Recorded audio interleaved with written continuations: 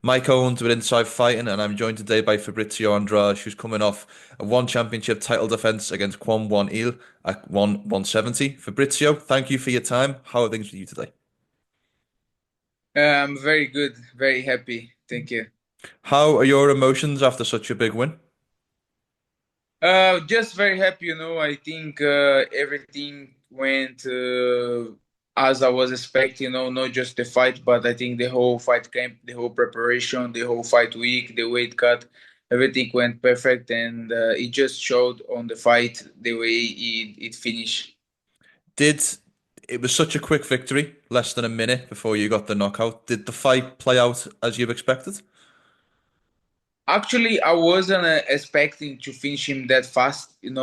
I thought he would be more defensive and try to shoot for takedowns, but very early he starts to pressure fell forward and he starts to throw 1-2, and I when I saw like he changed, he wasn't doing what I was expecting, and like I started to hit him, like I let low kick him or body kick him, and I start to like earn his respect, and I'm very good in the timing, and I was able to see that he was throwing the 1-2 like repeatedly, and I got the time on that and hit him with a body knee, and I knew like after that I just had to keep pushing and I would knock him out.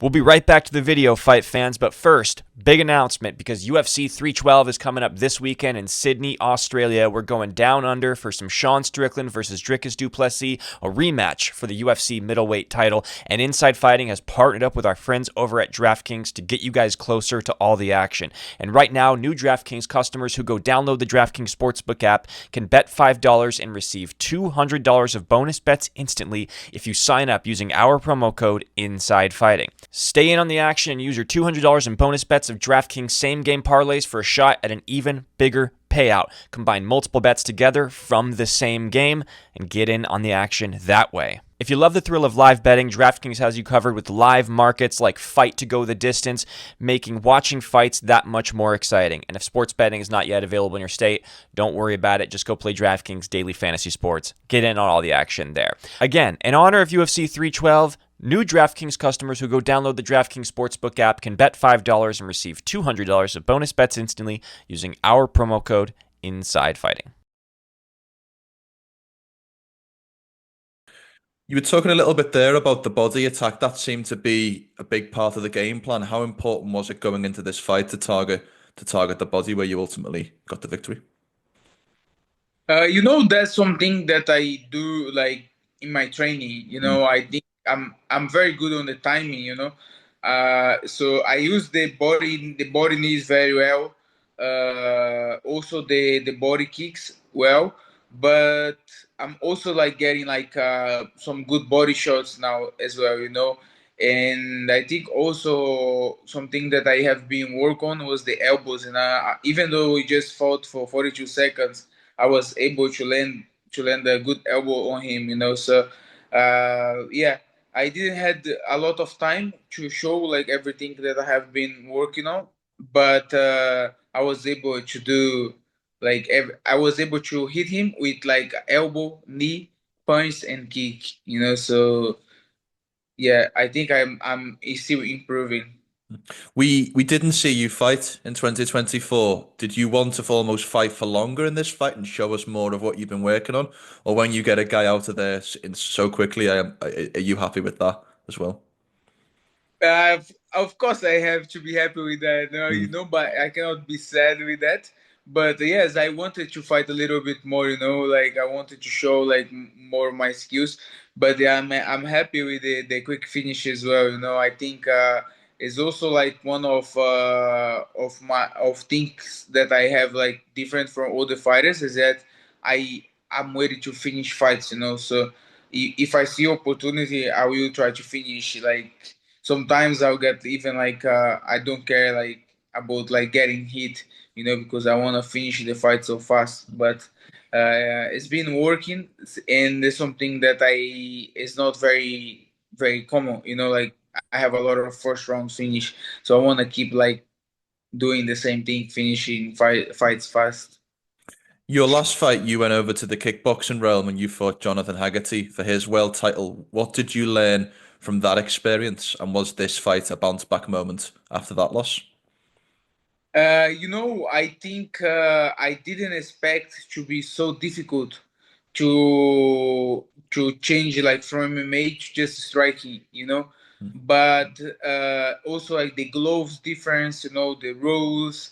I think I didn't expect to be such a different change. Also, like the time of the rounds is just 3 minutes. There was a lot of things, that it changed from sports, Mm. but and I wasn't expecting that. So I think I wasn't prepared for everything, and but I think the experience was still good. Like I was able to just train just striking for a long time and keep improving. Like know what I'm doing wrong, and when you lose, you has to change some things. And even though like it was a different sport, but nobody like to lose. So you just keep gets more hungry. You have to get more hungry. You have to do everything different, and do more and more and more and keep like improving.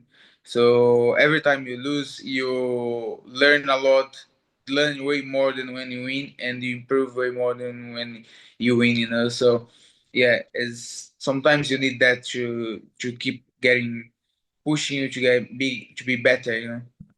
Very well said. I caught up with Jonathan last week, and he talked about he wants to eventually one day fight in MMA and move over to that discipline. Would you have interest one day in a rematch with Jonathan Haggerty under the MMA Yeah, rule set? of course. Of course, I think it would be very, very fun for the fans. Well, turning the conversation back to you and what's next, do you have an ideal opponent in mind or a date that you'd like to return?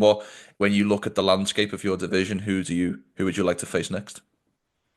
Right now, I haven't really been looking at it. I think there are some names there that could be a potential opponent, but I think also like the rankings isn't that big, so anytime I think a fight can happen and we can see a new contender.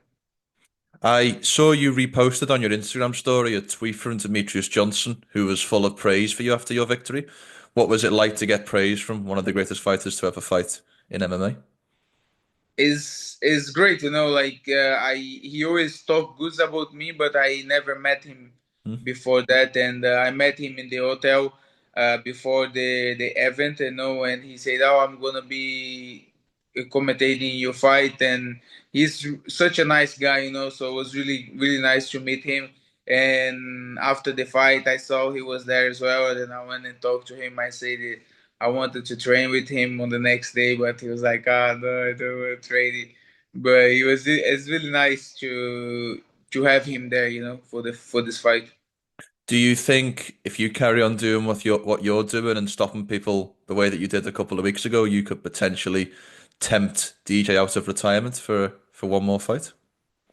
I think he's happy, man. I think he's Mm. happy with retirement. Like a lot of people ask him that, but I think he's happy. He stopped. He's doing all the things now. So I do. I That's not something that I'm interested in doing. Well, you're still I very. Sorry, I go think ahead. it's good. I think it's good that he retired like as a champion. Like he did everything that he did. He was as one of the best ever to ever do it. But he retired like being the champion. Now he's doing all the things. So I respect a lot everything that he did. Well, you're still very young in terms of your title champion career. What type of champion would you like to be? What type of when it's all said and done, when people look back on your career, what would you like people to say about you as a champion? I would like to hear that I was somebody like special, like different. I want people to remember me, like no, just like was just another guy, and that's what you do inside of the cage, but also what you do outside of the cage. I think there's a lot of things that I still plan to do during like my career inside of the cage and outside of the cage. I know that you've worked throughout a lot of gyms. I know that you're in Phuket, Thailand at the moment, training out of, I believe, Tiger Muay Thai.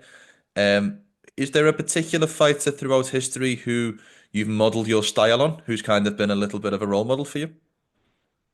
I kind of just get a bit of everybody, like Mm. I've been here for like 7 years, and in Tiger you get just so many people that come and goes all the time. So you train with a lot of people from different countries, different styles, and you ended up like learning a lot of things too.